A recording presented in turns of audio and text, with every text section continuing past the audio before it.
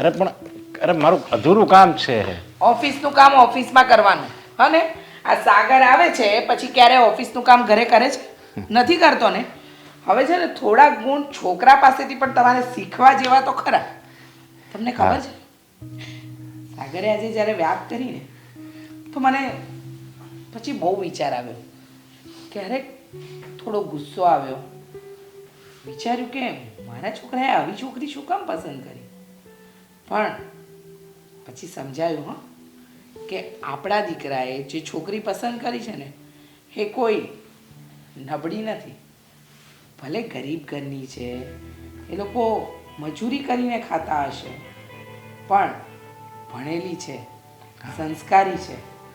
અને ખાસ તો એ વાત કે એને રૂપિયા જોઈને કે સ્ટેટસ જોઈને છોકરી નથી લાવી. એને તો તમને મને આ ઘરને સંભાળે ને એવી છોકરી લાવી છે. ખરેખર આપણે બહુ નસીબદાર કહેવાય નહીં? હા, અને પાછું એક પ્લસ પોઈન્ટ કયો, એણે આપણને એમ કીધું પહેલાં તું ગુસ્સે થઈ અને મને જરીક ન ગમ્યું આ કાંઈ એની વાત, પણ એણે છેવટે શું કીધું કે તમને ગમે તો જ હું ત્યાં લગ્ન કરીશ. નહીંતર અત્યારના છોકરા તો કેવા છેલ બટાવ હોય, કેટલી છોકરીઓ હોય અને એ આપણા જેવું શ્રીમંત ઘર હોય તો એના છોકરા તો એકદમ આવારા હોય, બીડી સિગારેટ બધુંય પીતા હોય. અને આપણા દીકરામાં તો એકેય વ્યસન નથી, બધી રીતે સંસ્કારી છે. સાચી વાત છે. એક પણ એબ નથી છોકરાને. આપણે એને વિદેશમાં ભણાવ્યો, અહીંયા ઇન્ડિયાની અંદર પણ અલગ અલગ શહેરમાં ભણ્યો આપણો દીકરો, પણ ક્યારેય ખોટા વ્યસનમાં કે ખોટી આદતમાં પડ્યો જ નહીં. હા, એમ જોવા જઈએ ને તો આ તમારા અને મારા સત્કર્મનો પ્રતાપ કહેવાય કે ભગવાને આપણને આવું સારું સંતાન આપ્યું. અને તમને સાચું કહું, હા રૂપિયાવાળાના છોકરા તમે કીધું ને એમ, જુઓ ને આપણા પેલા ધનસુખ કાકાનો છોકરો કેવો બગડી ગયો. અત્યારે માલ મિલકત વેચવા પર આવી ગયો અને દારૂ જુગાર ને એવી લતે ચડી ગયો કે આખું ઘર બરબાદ કરી નાખ્યું. આપણે આપણા એકના એક છોકરાને બધી સુખ સુવિધા આપી, પણ ક્યારે એને એ વસ્તુનો દુરુપયોગ નહીં કર્યો.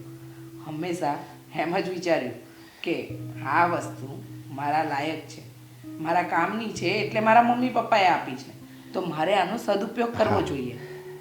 એને આ ધંધો હું સોંપવાનો છું અને જોજે હું એને ધંધો સોંપીશ ને એટલે મેં જેટલી પ્રગતિ નથી કરી ને એની કરતાં વધારે ડબલ એ પ્રગતિ કરશે.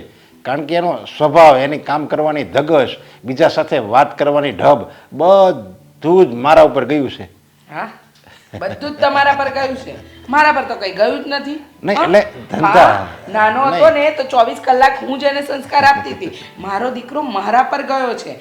આમ જોવા જઈએ ને તો તમારા પર નહીં પણ મારા સંસ્કાર આવ્યા છે, કારણ કે મારો પણ સ્વભાવ એના જેવો જ ને, પ્રેમાળ, દયાળુ અને કોઈની લાગણીને સમજવું. જેમ કે હું તમારી લાગણીને સમજીને તમને પરણી હતી ને, યાદ છે ને તમને પરણીને આવી ત્યારે તમારી પાસે કંઈ નહોતું ને. પછી ધીમે ધીમે આપણે આ શહેરમાં બધું જ વસાવી લીધું અને આ શહેર આપણને એટલું રાસ આવી ગયું કે ભગવાને એક સંતાન આપ્યું ને એ પણ આપણને એકદમ અનોખું આપ્યું. આપણા વિચારો મળે આપણા, અને ખાસ તો એ કે આપણી મરજી વિરુદ્ધ કંઈ કરવા પણ નથી માંગતા. એને શું કહ્યું કે જો તમે હા પાડશો તો જ લગ્ન થશે, નહીંતર તમે કહેશો ત્યાં. પણ આપણે તો આપણા સંતાનની ખુશીમાં જ આપણે આપણી ખુશી ગોતવાની છે. હે ને? જો આપણે તો એક જ દીકરો છે અને જો આપણે ગમે એની છોકરી લઈ આવીએ તો એ આપણા ઘરને, આપણા આખું આ જે પરિવાર છે એને ક્યારે વેરવિખેર કરીને કે કંઈ ખબર ન પડે. એટલે બધું આપણા સાગરે વિચાર્યું, જોયું અને પછી એને એમ લાગ્યું કે નહીં, આ મીરાની જો આ મીરા છે એ મારા ઘરમાં પત્ની બનીને આવે ને તો મારા મમ્મી પપ્પાને, મારા ઘરને બધા એને વ્યવસ્થિત સંભાળી લેશે. એટલે જ એને વાત કરી આપણને. હા, સાચી વાત છે, એટલે જ આ વાત કરી. અને જોજો ને ખરેખર એવું જ થશે. હા, ગરીબ ઘરની દીકરી આવે છે ને તો સમજણથી ભરેલી હશે.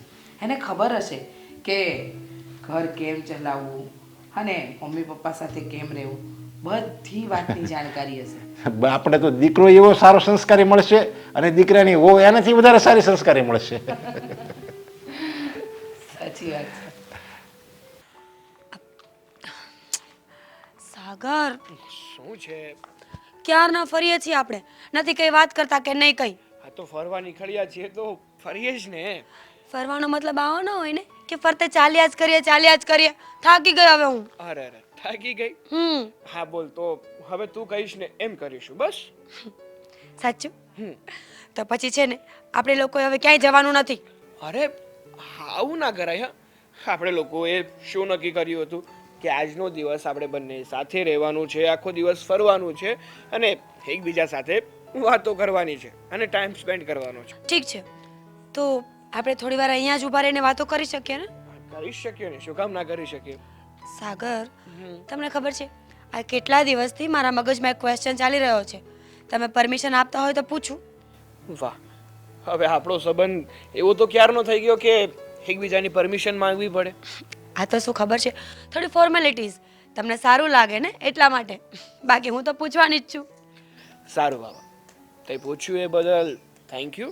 અને પૂછી શકે છે, શું પૂછવું છે તારે? સાગર, મને આજ સુધી એ વાત ન સમજાઈ કઈ?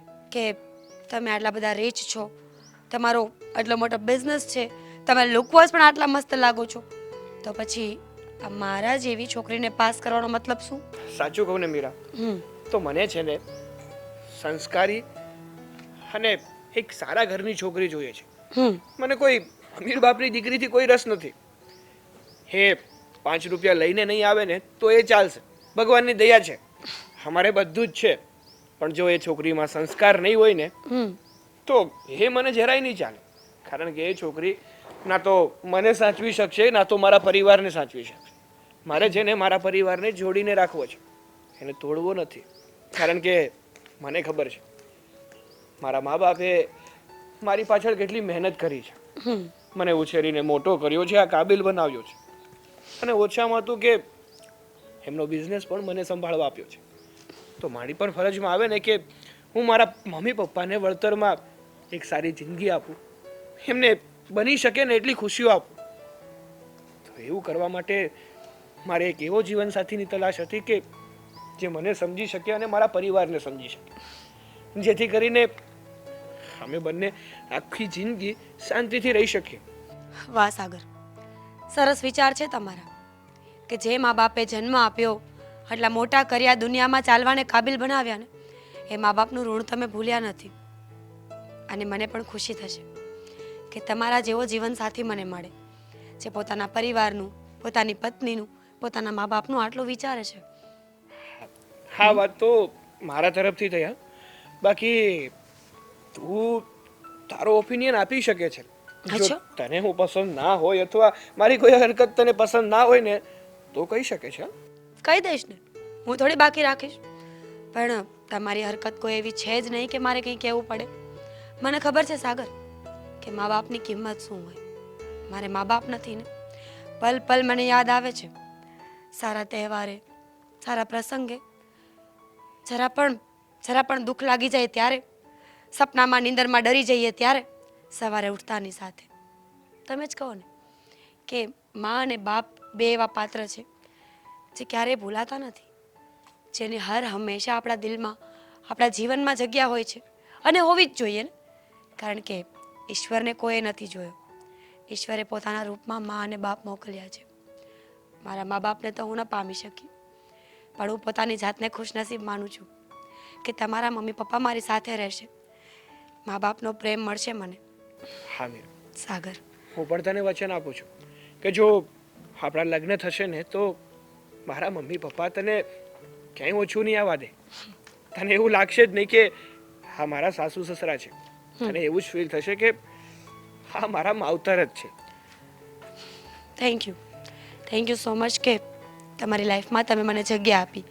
પણ હવે આ બધી સ્માર્ટનેસ વાળી વાતો પતી ગઈ હોય ને તો ભૂખ લાગી છે મને. હા તો ચાલ ને, હવે તું કે ત્યાં લઈ જાવ. હું લઈ જઈશ તમને. બિલ તમે આપજો, લઈ હું જઈશ. ચાલો.